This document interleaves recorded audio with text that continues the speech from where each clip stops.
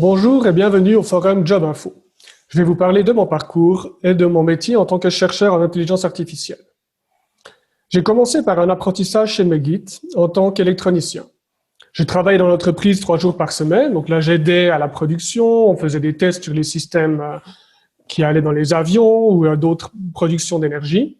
Et 2 jours par semaine, on était en cours où on avait donc des cours pratiques sur l'électronique et d'autres bases du métier, ainsi que des cours théoriques où on apprenait les maths, la physique, mais aussi la littérature et l'histoire. Puisque j'aimais bien tout ça et que j'avais envie d'aller plus loin, j'ai ensuite commencé l'école d'ingénieur à Fribourg. Donc là, j'ai fait un bachelor en génie électrique qui a duré 3 ans. Et j'en ai profité pour faire une année d'Erasmus à Munich, en Allemagne. Une expérience très enrichissante où j'ai non seulement appris la langue, mais aussi rencontré d'autres personnes et vu une autre manière de faire. J'avais continué en faisant un travail de bachelor à Berkeley, aux États-Unis. Aussi une expérience très enrichissante que je vous encourage vraiment à faire durant vos études si vous pouvez voyager, c'est vraiment très bien. Donc là, école d'ingénieur, donc c'est une formation plus théorique que l'apprentissage, bien sûr, mais toujours très axée sur la pratique. Donc on avait beaucoup de projets, on faisait beaucoup de travail de groupe, donc pas seulement des cours ex cathedra, mais beaucoup de travail pratique quand même. Puis j'avais envie de continuer avec un master, d'aller du côté plus théorique justement, et ça c'est l'avantage du système suisse, c'est qu'on n'est pas forcément bloqué dans la filière théorique, qui est donc collège, EPFL, ou la filière pratique, qui est donc apprentissage, école d'ingénieur, mais il y a possibilité d'aller d'une manière ou de passer d'un côté à l'autre quand on en a envie. Et donc là, je me suis enrôlé à l'EPFL pour un master en génie électrique, donc toujours continuer sur l'électrique, mais cette fois en partant un peu plus sur le côté théorique, mais moins sur l'électricité, donc pas les réseaux électriques, transformation d'électricité, mais plus sur l'information, c'est ce qui commençait à m'intéresser de plus en plus.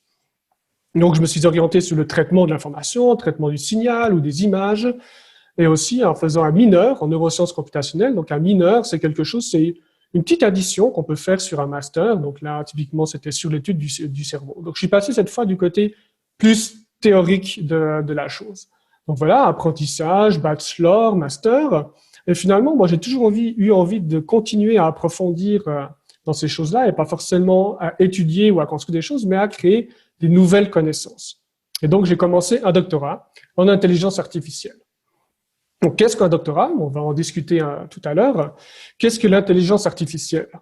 Donc, l'intelligence artificielle, c'est de recréer l'intelligence humaine, donc l'intelligence de notre cerveau, ce qui nous permet de comprendre le monde qui nous entoure, de construire des choses et de le refaire par des machines. Donc, on a envie qu'une machine puisse apprendre de notre monde et créer comme les humains le font. Donc, dans la vie d'un chercheur, si vous passez me voir dans mon bureau, ce que vous verrez la plupart du temps, c'est que soit je lis, donc on lit beaucoup de papiers, des choses que d'autres chercheurs ont écrits. On programme un ordinateur, souvent pour faire des expériences, donc on passe beaucoup de temps à écrire sur l'ordinateur. Donc, je mets programmer, mais aussi écrire. On passe beaucoup de temps à écrire des papiers, à écrire nos idées pour que justement d'autres chercheurs puissent les lire. On passe également beaucoup de temps à réfléchir. Si ces temps, je travaille à la maison, donc souvent sur mon canapé pendant 1 heure ou 2, juste à réfléchir à mes problèmes et essayer, ok, est-ce que je peux trouver une solution, est-ce qu'il y en a pas? Et j'avance un peu à petits pas comme ça. Donc ça prend beaucoup de mon temps. Et échanger des idées, donc ça c'est souvent avec des collègues ou des collaborateurs qui sont peut-être dans le même laboratoire, mais on collabore aussi avec des gens qui sont loin, dans d'autres laboratoires, peut-être dans d'autres pays, sur d'autres continents. On échange nos idées pour de nouveau construire la science de petit bout à petit bout. Et finalement, donc écrire, on en a déjà parlé. La vie d'un chercheur est aussi souvent très interdisciplinaire. Donc, en tout cas, pour ma pratique à moi, j'ai une méthode que j'essaie de développer. Donc, cette méthode, une méthode d'intelligence artificielle que j'essaye ensuite d'appliquer à plein de problèmes. Donc là, on voit haut à gauche, c'est une protéine, mais on peut aussi analyser le terrain.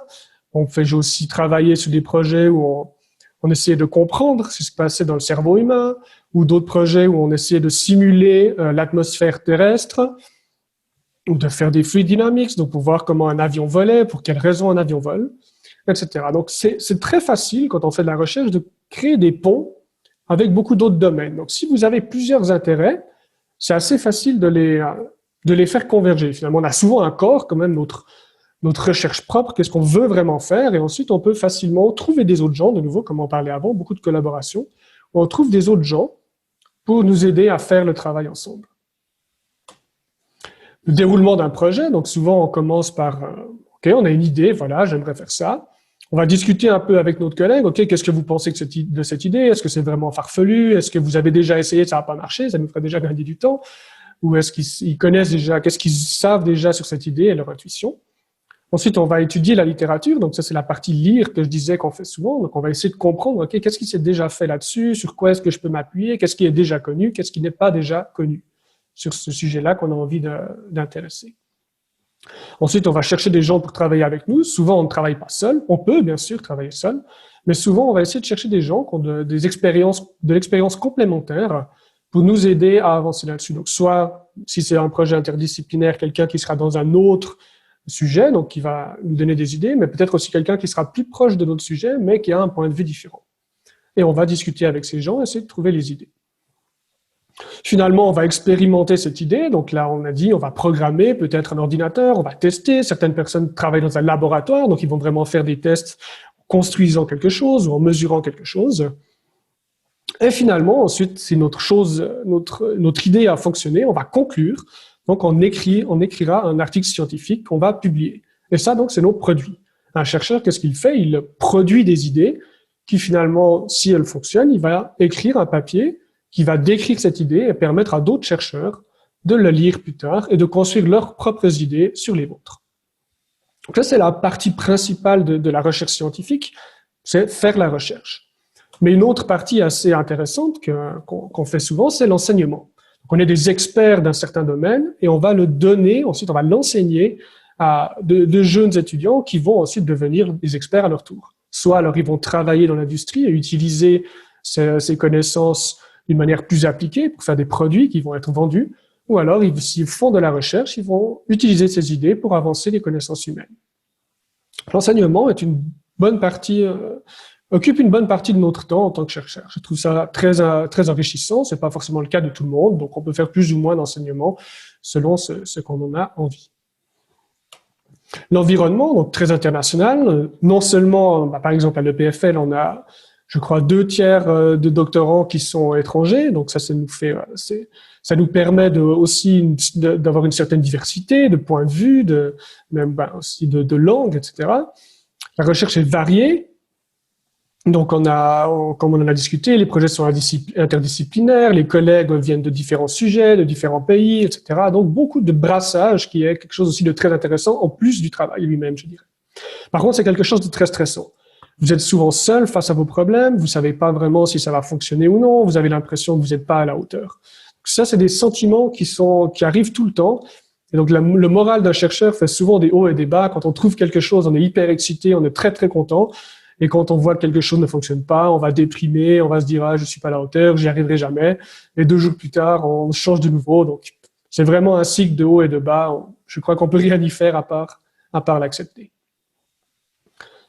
Donc, ingénieur ou chercheur? Comme j'ai fait un petit peu des deux, donc j'étais ingénieur, j'ai fait l'école d'ingénieur et j'ai travaillé en ingénierie pour une entreprise durant mon master à l'EPFL. Je dirais que si on est un ingénieur, on passe beaucoup de temps à faire quelque chose. On a un client qui veut un produit, il veut un circuit électronique qui va faire telle ou telle chose. Donc, vous allez passer votre temps, OK, comment je vais le développer, comment je vais construire ce produit. Le projet est souvent imposé, il vient du client, ou il est imposé par votre chef et c'est lui qui va traiter avec le client. Mais de toute façon, au final, c'est pour le client. Mais une certitude que vous avez, c'est que ce projet aboutira. Vous allez réussir à faire cette chose. Peu importe ce que c'est, peut-être que ça coûtera cher, peut-être non, peut-être qu'au final le client ne le voudra pas, mais vous allez pouvoir le faire. C'est juste une question de comment.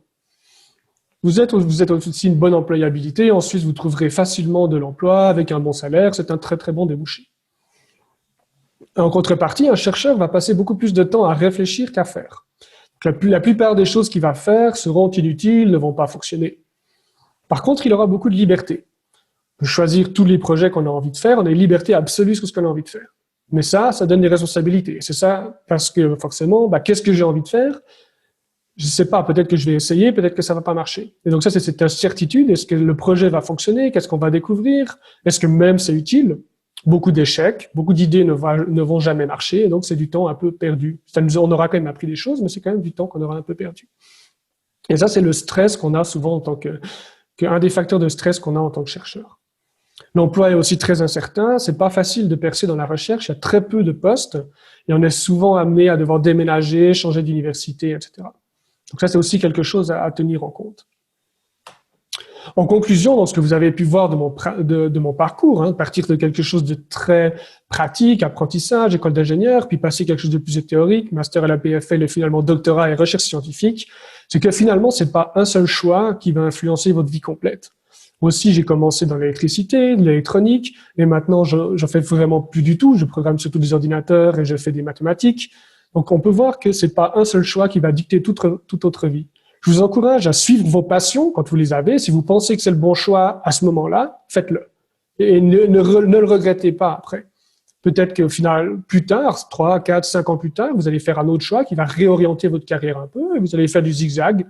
Ça peut paraître un peu chaotique, mais finalement, je pense que c'est comme ça que ça marche. C'est bien d'avoir une vision à long terme. Okay? Qu'est-ce que vous voulez faire dans 5, 10 ans?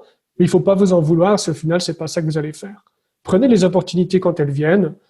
Localement, faites le bon choix, celui qui va vous guider, et vous verrez que vous réussirez très très bien.